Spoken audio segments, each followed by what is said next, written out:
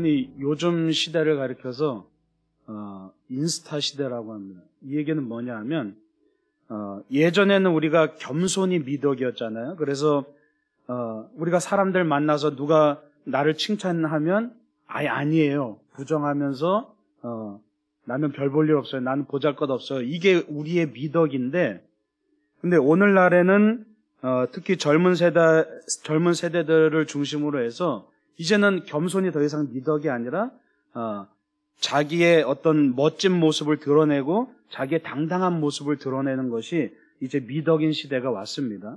그래서 우리가 여러분들 흔히 SNS를 하다 보면 페이스북이나 인스타그램 같은 그런 SNS를 하다 보면 대부분 어때요? 자기를 드러내는 것들을 많이 이제 올리죠. 그러면서 나 이렇게 잘 살고 있어, 나 이렇게 행복하게 살고 있어, 나 이렇게 멋지게 살고 있어를 그렇게 보여줍니다. 그러면 거기에 우리가 좋아요를 누르면서 함께 서로가 그런 당당한 모습, 뭔가 잘 나가는 모습, 멋진 모습, 잘 되어가는 모습들을 함께 그렇게 긍정하는 그런 시대 가운데 살죠.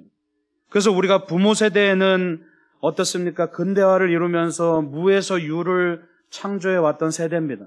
그러다 보니까 희생이 당연한 것이 되고 희생이 미덕이 되고 그것이 유일한 삶의 자랑이 되는 그런 시대였죠. 그런데 이제 부모 세대의 그런 희생을 통하여서 이제 많은 것들을 누리고 풍족한 시대에 살면서 이제 자녀 시대에 와서는 어떤 것들이 미덕이 됩니까? 이제는 자기가 누리는 것을 드러내고 더 당당하게 그것을 자랑하는 것이 미덕인 시대가 되어버렸습니다. 그래서 우리는 여기서 참 많은 세대 차이가 나죠. 그래서 특히 부모들과 자녀들 사이에 이런 어떤 논쟁이 일어나거나 갈등이 생기는 이유가 대부분 그 가치관의 차이가 있기 때문이죠. 사실은 우리가 누군가 드러나기 위해서는 그에 반하여서 누군가의 내어줌이 있어야 됩니다. 즉 다시 말해서 오늘날 우리 자녀 세대들이 잘 살고 행복하게 살고 많은 것들을 누리고 당당하게 멋지게 살 수 있었던 것은 또 부모 세대에 그만한 내어줌과 희생이 있었기 때문이죠. 얼마 전에 그 황정민이란 배우가 아주 유명한 수상소감을 말했던 것 여러분들 다 아실 겁니다. 60명 정도가 되는 그 스태프과 배우들이 멋진 밥상을 차려주면 자기는 그냥 맛있게 먹으면 된다는 겁니다. 근데 모든 스포트라이트는 자기가 다 받는다는 얘기예요. 그러니까 누군가가 드러나기 위해서는 그것을 위해서 많은 사람들과 또 많은 헌신과 많은 내어줌들이 많은 희생이 있어야만 누군가가 드러난다는 얘기죠. 여러분 우리가 자녀를 키우면서 꼭 그것이 부모 세대뿐만 아니라 우리가 모든 사람들이 부모가 되고 자녀를 키우면서 다 하나같이 내어주기 시작합니다. 처음에는 우리가 내 것을 가지려고 애쓰다가도 자녀가 생기고 나서는 내 것을 내어주기 바쁩니다. 어떻게 하면 더 줄 수 있을까? 어떻게 하면 더 뭔가를 더 해줄 수 있을까를 고민하죠. 여러분 우리가 자녀들을 키우면서 자꾸만 내어주는 이유는 뭡니까? 그래 나는 못 돼도 괜찮아. 나는 이렇게 가난하게 살아도 괜찮아. 내 자녀만큼은 잘 돼야 돼. 우리가 자녀들에게 교육에 모든 것을 쏟아붓고 자녀들이 잘 되기 위해서 출세하기 위해서 모든 것을 쏟아붓는 이유가 도대체 뭡니까? 엄밀히 말하면 내 자녀는 내가 아니라 또 다른 개체죠. 근데 왜 우리가 자녀를 위해서 모든 것을 다 쏟아붓습니까? 누가 시켜서 그렇습니까? 그게 아니죠. 그냥 평생 그냥 자녀를 위해서 희생하다가 끝나버립니다. 어떻게 보면 고통스럽고 정말 힘든 삶인데 부모로서는 그게 또 고통이 아닙니다. 오히려 그게 기쁨이고 보람이죠. 왜 그렇습니까? 사랑하기 때문입니다. 사랑하기 때문에 이 모든 것이 이해가 되는 거죠. 예전에 인상 깊게 봤던 영화 중에 라디오스타라는 그 영화가 있습니다. 거기 박중훈과 안성기가 주연으로 나오는데 이제 그 박중훈이 한때 인기곡을 발표하고 인기 가수였다가 이제는 시대가 지나고 퇴물로 전락해버린 그런 가수였습니다. 근데 한때의 인기 때문에 시대가 많이 흘렀고 자신은 퇴물이 되었지만 여전히 자기가 인기 스타라는 그런 자존심을 가지고 살아갑니다. 그런데 그 사람의 자존심을 뒷받침하기 위해서 그 뒤에서 안성기라는 매니저로 분하는 그 안성기라는 배우가 계속해서 보이지 않게 자기를 희생해서 그 배우를 북돋아주고 서포팅하는 모습들이 그려집니다. 저는 그 영화를 보면서 그런 생각을 해봤습니다. 하나님도 우리를 위해서 이런 마음이시겠구나라는 그런 생각을 해봤습니다. 우리는 한없이 자존심을 가지고 살아갑니다. 한없이 완고하게 내 자존심을 드러내기 위해서, 한없이 내가 잘나 보이기 위해서, 내가 멋져 보이기 위해서 그렇게 한평생을 어쩌면 살아가고 있는지도 모릅니다.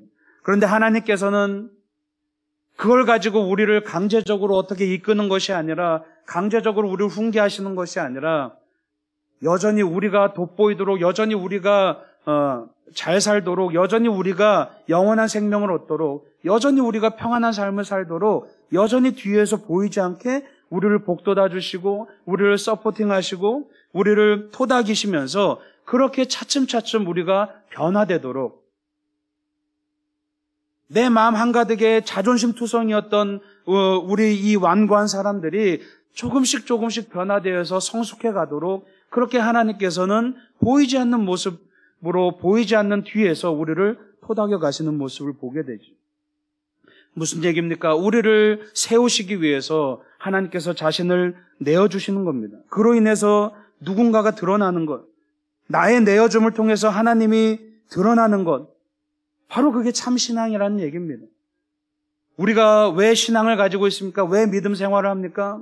주님께서 모든 것을 내어주셔서 우리를 세워주시고 우리를 드러나게 하셨기 때문에 이제는 또 나의 내어줌을 통해서 누군가가 세워지도록, 또 하나님이 드러나도록, 하나님이 영광을 받도록 하는 것이 우리의 바로 신앙생활이라는 얘기입니다. 여러분, 오늘 말씀을 보면, 오늘 말씀이 어떤 장면이냐면, 그 전에 예수님께서 나사로를 살리십니다. 나사로를 살리시고 나서 이 죽은 사람을 살린 그 기적 앞에서 엄청나게 많은 유대인들이 열광하기 시작합니다. 이 기적이 있고 나서 많은 사람들이 열광하니까 이제 사람들끼리, 야, 우리 이제 저 예수라는 사람을 이제는 왕으로 세우자, 왕으로 추대해서 이제 정말 슈퍼맨 같은 저 예수라는 사람이 왕이 되면 우리가 이 로마의 압제에서 벗어나고 독립을 이룰 거야. 그래서 저렇게 능력 있는 사람을 지도자로 세워야 돼. 그러면서 사람들이 열광하기 시작합니다. 그래서 예수님께서 예루살렘으로 입성하실 때 수많은 유대인들이 나와서 종려나무까지를 흔들면서 호산나 호산나 외치기 시작합니다. 이 호산나라는 말은 무슨 뜻입니까? 나를 구원하소서라는 뜻입니다. 즉, 예수여 나를 구원해 주십시오. 예수여 이 나라를 구원해 주십시오. 당신이 왕이 되고 당신이 저 높은 자리에 앉아서 그 수많은 능력을 행해서 우리를 구원해 주십시오라고 외칩니다. 그런데 오늘 말씀 이후에 37절에 보면 뭐라고 말하고 있냐 하면, 이렇게 많은 표적을 그들 앞에서 행하셨으나 그를 믿지 아니하니라고 말씀하고 있습니다. 많은 사람들이 예수를 따랐습니다. 많은 사람들이 예수님이 예루살렘에 입성하시는데 막 환호했습니다. 그런데 그 이유가 예수님을 믿었기 때문에 예수님을 환호했던 것이 아니라 예수님이 행하시는 그 신기한 기적이나 그 표적에 열광했다는 얘기입니다. 그 표적에 열광했지만 정작 예수님을 믿어서 따른 건 아니라는 얘기입니다. 그렇기 때문에 바로 얼마가 지나고 나서 예수님께서 고난당하실 때 예수님을 찬양했던 그 수많은 사람들이 예수님에게 돌을 던지기 시작하죠. 그들의 기대와 그들의 바램을 외면했을 때 예수님을 열광하던 그 사람들이 한순간에 예수님에게 돌을 던지기 시작합니다. 그들은 예수님을 세상에 드러내길 원했습니다. 예수님을 유명하게 만들어서 세상이 변화되길 원했습니다. 자기들 나름대로의 계산이 있었습니다. 자기들 나름대로의 계획이 있었습니다. 그런데 예수님께서 그 계획을 따르지 않으니까 그들은 예수님을 이제 원망하기 시작합니다. 그들은 예수님을 드러내길 원했지만 오히려 예수님께서는 이것을 경계하시고 오히려 자기가 십자가에서 드러나게 될 것이라고 말씀하시죠. 여러분, 어떻게 생각해 보면 예수님은 스스로를 드러낼 수 있었던 분입니다. 얼마든지요. 내가 기적을 하나만 행해도 수많은 사람들이 열광할 텐데 예수님은 얼마든지 자기를 드러낼 수 있었던 분입니다. 그런데 여러분, 오늘 이 말씀 뒤에 36절에 보면 어떤 말씀이 나오냐면 예수님께서 사람들을 피해 숨으셨다라고 나옵니다. 왜 숨으셨을까요? 수많은 사람들이 예수님께 와서 아부하기 시작합니다. 예수님께 열광하기 시작합니다. 예수님께 요청하기 시작합니다. 당신이 왕이 돼야 됩니다. 당신의 능력을 이 나라를 독립시키는 데 사용하십시오. 당신이 왕이 돼야 됩니다. 당신이 더 기적을 많이 행해서 더 멋진 모습으로 드러나야 됩니다. 수많은 사람들이 이야기하는 겁니다. 예수님이 거기에 넘어가는 순간 예수님께서는 예수님이 될 수 없었죠. 예수님께서는 그것이 유혹이라는 것을, 그것이 시험이라는 것을 아시고 오히려 그들을 피하여 숨으셨습니다.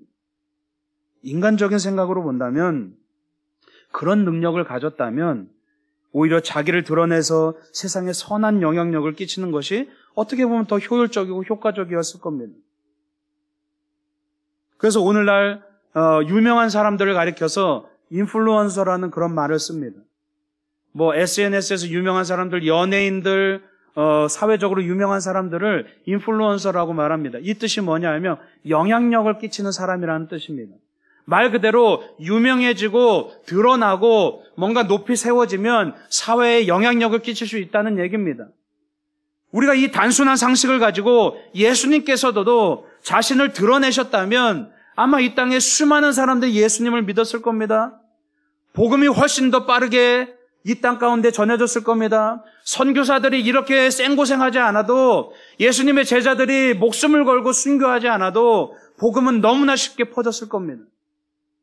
근데 예수님은 그 방법을 택하지 않으셨다는 겁니다. 예수님께서 스스로 인플루언서가 되셔서 자신의 영향력을 세계 만방에 끼칠 수 있었는데 그러지 않으셨다는 겁니다. 오히려 숨으셨다는 겁니다. 왜요? 우리가 생각하는 그 방법이 잘못됐기 때문이죠. 예수님은 아셨습니다. 자기를 드러내는 순간 그것은 생명의 길이 아니라 오히려 파멸의 길이라는 것을 아셨다는 겁니다.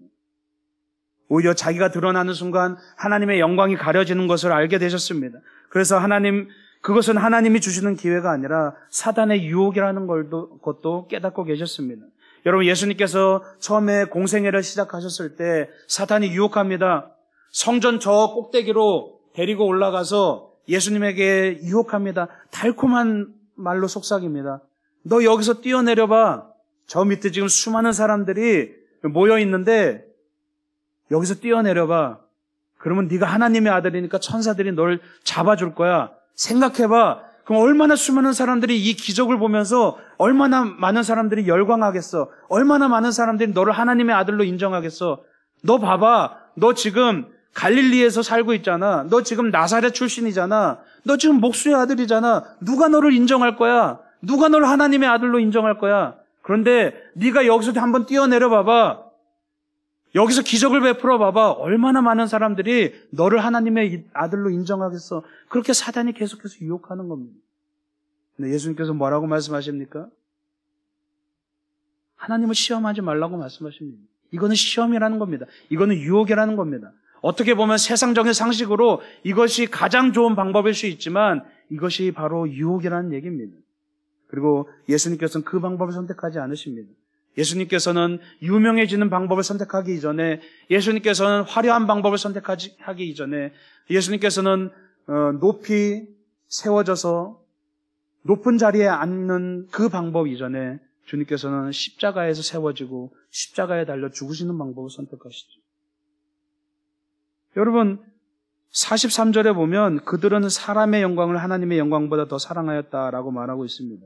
유대인들이 예수님을 믿지 않은 이유는 바로 하나님의 영광보다 자기의 영광을 더 드러내기 원했기 때문이죠. 자기가 움켜쥔 것을 놓기 싫었습니다. 왜요? 예수를 믿으면 많은 것을 놓아야 되는데 그것을 놓기 싫었습니다. 제가 인도에서 사역하면서도 많은 사람들이 기적을 체험했습니다.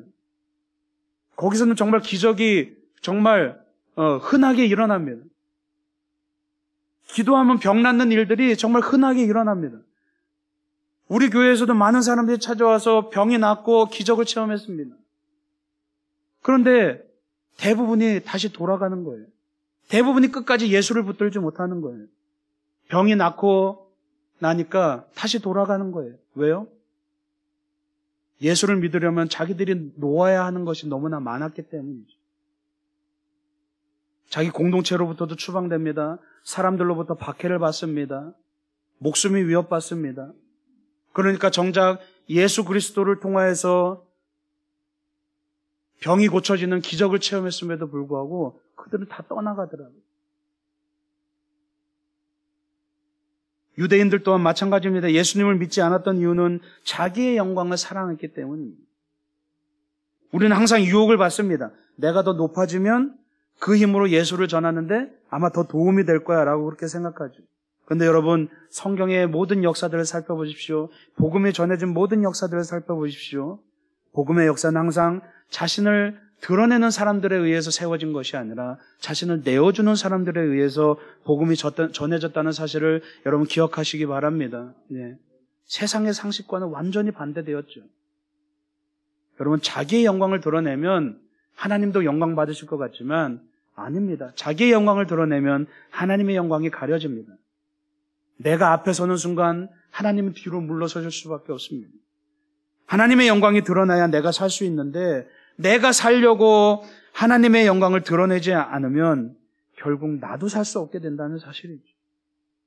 오늘 24절에 말씀 보십시오. 내가 진실로 진실로 너희에게 이르노니 한 알의 밀이 땅에 떨어져 죽지 아니하면 한 알 그대로 있고 죽으면 많은 열매를 맺느니라 라고 말씀하고 있습니다.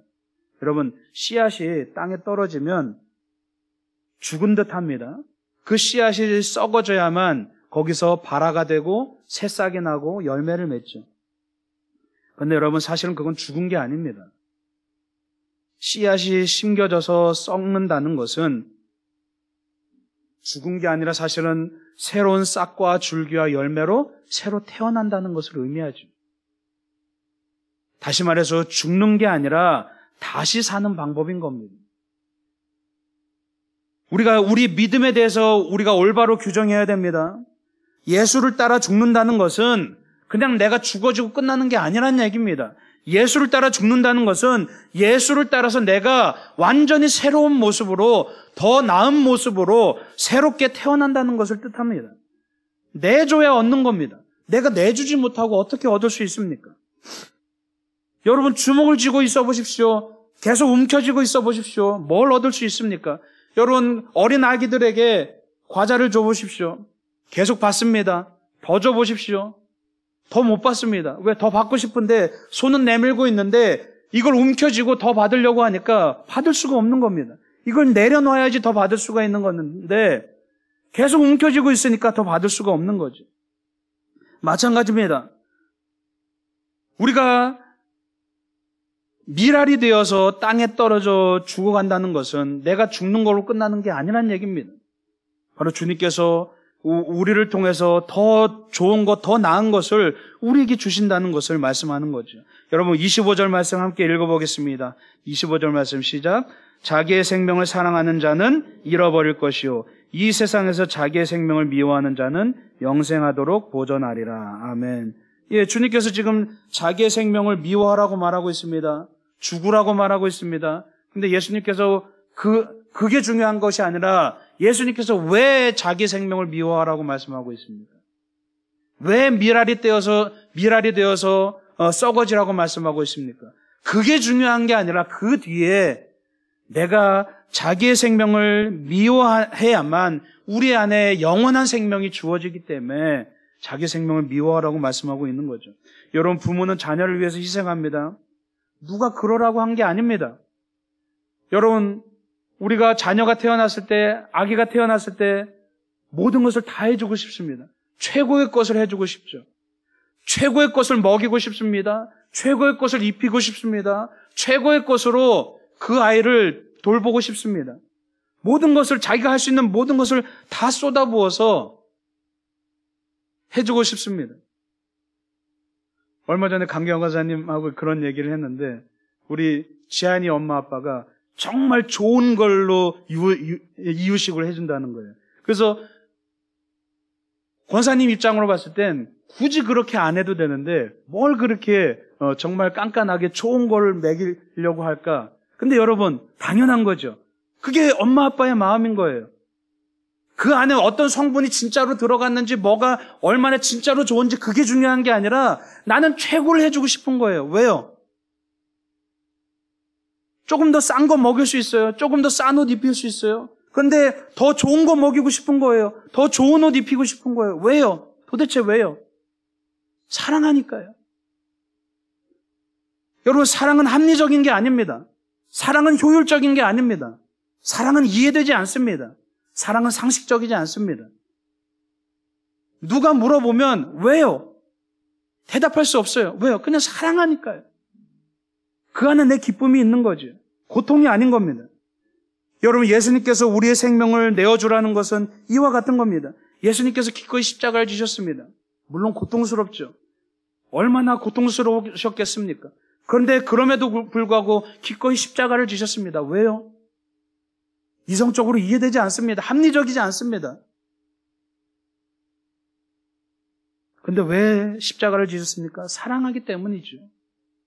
사랑하기 때문에 기꺼이 자기를 내어주실 수 있었던 겁니다. 여러분, 사랑은 합리적이지 않습니다. 설명이 되지 않습니다. 말이 안 되는 거 투성입니다. 그런데 그 합리적이지 못한 그 사랑이 엄청난 일을 만든다는 것을 여러분 기억하시기 바랍니다. 그 사랑이, 그 말도 안 되는 설명할 수 없는 그 합리적이 않은 그 사랑이 생명을 살리고 세상을 변화시킨다는 겁니다. 여러분, 미랄이 자신을 기꺼이 내어줬을 때 그것이 열매로 드러나듯이 부모의 기꺼운 그 내어줌이 자녀를 드러나게 만들듯이 예수님의 기꺼운 그 내어줌이 우리를 드러나게 했다는 사실을 여러분 기억하시기 바랍니다. 우리가 바로 예수님의 열매인 겁니다. 우리가 바로 예수님이 씨앗이 되어서 썩어진 그 열매가 바로 우리 한 사람 한 사람이라는 얘기입니다. 결국에는 내가 온전히 드러날 수 있는 것은 나를 내어줄 때 가능하다는 거죠. 나를 내어주면 주 안에서 내가 드러납니다. 주께서 나를 드러내십니다. 여러분 26절 말씀 함께 읽어보겠습니다. 26절 시작. 사람이 나를 섬기려면 나를 따르라. 나 있는 곳에 나를 섬기는 자도 거기 있으리니 사람이 나를 섬기면 내 아버지께서 그를 귀히 여기시리라. 아멘. 예, 섬기는 사람이 귀히 쓰임 받겠다고 말씀하고 있습니다. 내어주는 사람이 하늘의 사람이라고 말씀하고 있습니다. 그 사람을 하나님께서 선택한다고 말씀하고 있습니다. 나 잘났어. 나 대단해. 나 이런 능력이 있어. 하나님, 나 이런 능력이 있으니까 나를 위대하게 사용해 주세요. 하나님, 나 이렇게 잘났으니까, 나 이렇게 돈이 많으니까 하나님, 내가 주님을 위해서 일할게요. 이런 사람을 사용하시는 것이 아니라 저 갈릴리 저 시골 촌동네 호숫가에서 물고기 몇 마리 잡던 그 어부를 주님께서 제자로 사용하셔서 이 땅에 복음을 전하신 겁니다. 별 볼 일 없는 나 한 사람, 정말 아무것도 할 수 없는 나 한 사람, 하나도 특별할 것 없는 나 한 사람을 사용하셔서 이 땅에 복음을 전하신 것이란 사실입니다. 미랄이 썩지 않으면 여러분 아무 일도 일어나지 않습니다. 그런 말이 있죠. 아무것도 하지 않으면 아무 일도 일어나지 않습니다. 우리가 나를 내어주는 것이 두려워서 자꾸만 움켜쥐고 살면 아무 일도 일어나지 않습니다. 하나님께서도 나를 위해서 아무 일도 하실 수가 없다는 얘기입니다. 미랄이 썩어져야 거기서 엄청나게 많은 열매를 맺고 엄청나게 큰 아름드린 나무가 되는데 그 미랄이 썩어지는 것이 겁이 나서 썩지 않으면 그 미랄은 그냥 미랄로 끝나버린다는 얘기죠. 여러분 27절 말씀 마지막으로 읽겠습니다. 시작. 지금 내 마음이 괴로우니 무슨 말을 하리요? 아버지여 나를 구원하여 이때를 면하게 하여 주옵소서. 그러나 내가 이를 위하여 이때에 왔나이다. 아멘. 주님께서 내어주시지 않았다면 우리는 여전히 죽음의 길로 향하고 있었을 겁니다. 예, 오늘 말씀 읽어보십시오. 주님께서도 괴로우셨다는 겁니다. 제발 하나님, 하실 수만 있다면 이 잔을 내게서 옮겨주십시오. 하나님, 하실 수만 있다면 내가 너무나 괴로우니까 좀 나를 이 십자가의 길에서 면하게 해주십시오. 주님도 그렇게 기도하셨다는 겁니다. 그런데 거기서 끝나는 것이 아니라 내가 이를 위하여 이때에 왔습니다. 이게 내 사명입니다. 주님, 내가 순종하게 해주십시오라고 마지막에 그렇게 기도하셨죠. 주님께서 자신의 생명을 내어주지 않았다면 우리는 여전히 죽음의 길로 향하고 있었을 겁니다. 여러분, 여기에 앉아있는 것이 별것 아닌 것 같지만 여러분이 여기 앉아있기까지 주께서 내어주신 그 생명과 또는 다른 사람들의 그 눈물 어린 기도를 여러분 기억하시기 바랍니다. 나의 영광을 위한 삶은 아무것도 남기지 못합니다. 그냥 나만 즐겁다가 100년 즐겁다가 끝나버리는 겁니다.